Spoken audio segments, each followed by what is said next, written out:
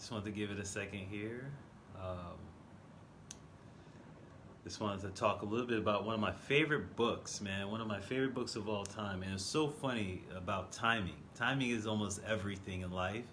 The very first time somebody told me about this book, I tried to listen to it, actually on Audible, and I listened to maybe like the first 5 minutes and I turned it off. I wasn't there yet, so it didn't resonate with me, and so I couldn't listen to it. And I remember years later, I heard Will Smith talk about it, Oprah talk about it. So I was like, all right, let me give this book another chance, right?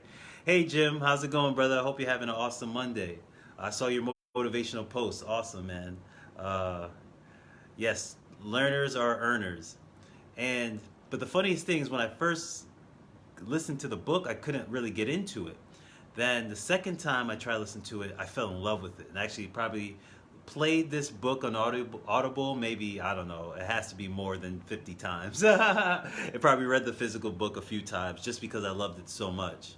And it just means a lot to me, and it tells a story about chasing your dreams and becoming the person that you are wanting to become.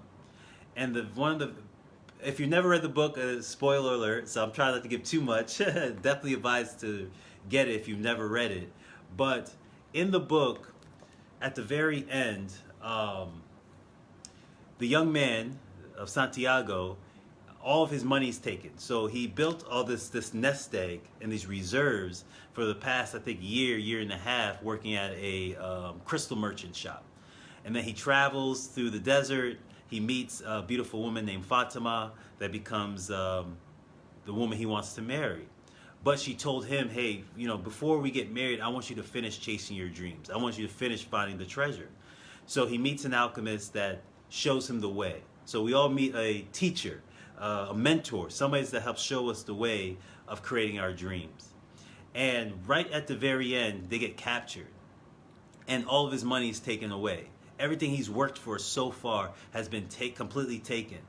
And the alchemist tells the soldiers that, hey, well, you don't want to mess with this young kid. He's an alchemist, and he could turn himself into the wind. And the soldier says, okay, well, he has to prove it. And if he doesn't, he dies. And the young kid is freaking out because he's like, okay, everything I've ever earned is gone. I'm stuck by myself. But the alchemist says, well, everything you've learned up to this point has to be tested. Everything I've taught you, everything you've learned about nature, everything you learned about the spiritual realm, everything you've ever accumulated in knowledge, you have to show now. And he says, you get 3 days. And I love this story because at the very end, when the soldier said, okay, well, all right, turn yourself into the wind, he doesn't know how to do it.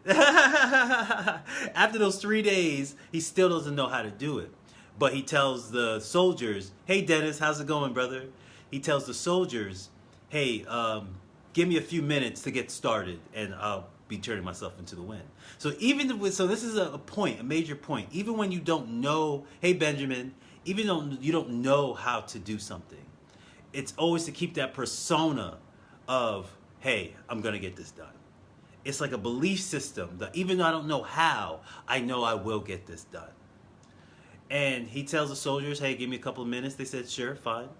Have as much time as you want. Then he goes up into a high cliff and he just looks into the abyss, really, and asks nature for help.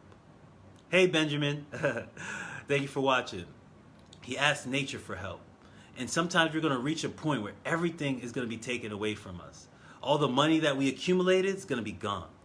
All the people that said they were going to be around and help are going to leave. All the strategies that you have are not going to serve you. And at some point, you're going to have to sit there and make the impossible possible. And how he did that is he asked. He asked nature. He asked the sands. He asked the winds. He asked the sun for help. And eventually he asked for the universe for help. And as soon as he got silent, quiet within himself, that is the moment he turned himself into the wind.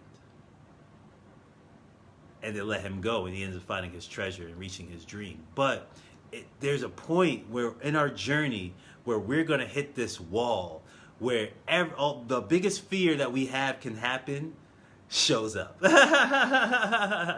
Like that relationship, you say, I wanted this great relationship, but you had to lose or get divorced and lose the relationship that you had before you get that great relationship.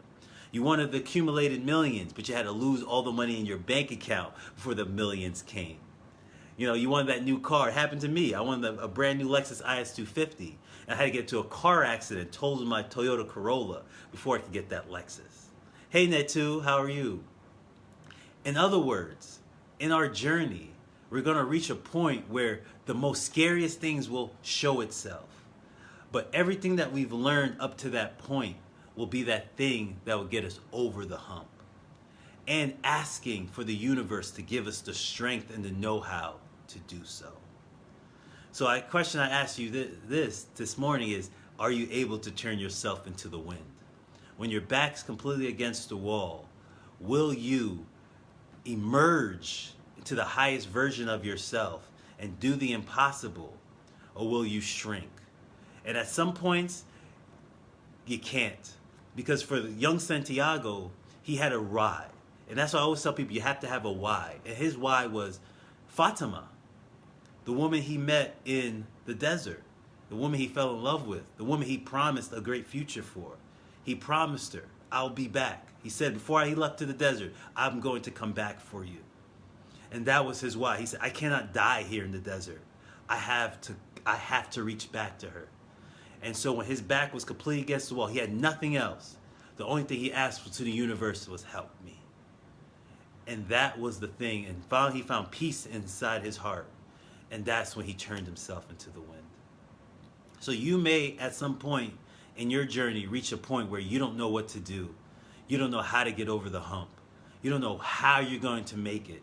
You don't know how you're going to get the money. You don't know how this relationship's going to fall and how you're going to get a new one and how you're going to come back from that adversity. At that point, you have to find a reason why.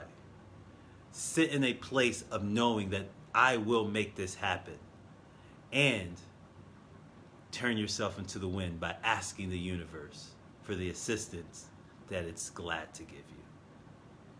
I did this in my own life, and I've seen changes, and I'm doing it as we speak. I constantly try to turn myself into the wind. And each time I feel like I reached a point where, okay, I reached a bad place in my life. All right, I got past that. We're good. Here comes another one.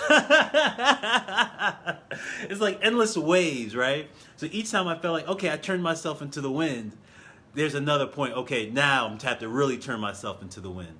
And I have to make something possible from the impossible. But we all can do it. And life's going to constantly test us from what we've learned. So take what we've learned so far from me, from your mentors, from the books you've read, from your life experience, and say, okay, what is this test? How can I surpass this test? And always the answers in what you've learned so far. What happened to Santiago? Everything that he learned from the alchemist, everything he's learned from his experience up to that point helped him turn himself into the wind. So everything you've learned, so you have the knowledge. So don't ever reach a point where you think, I don't know what to do, because you have it within you. You just have to get silent and go back within into your heart and find the answers within there. And that's what faith is. That's what Les Brown calls faith. Faith. Finding answers in the heart.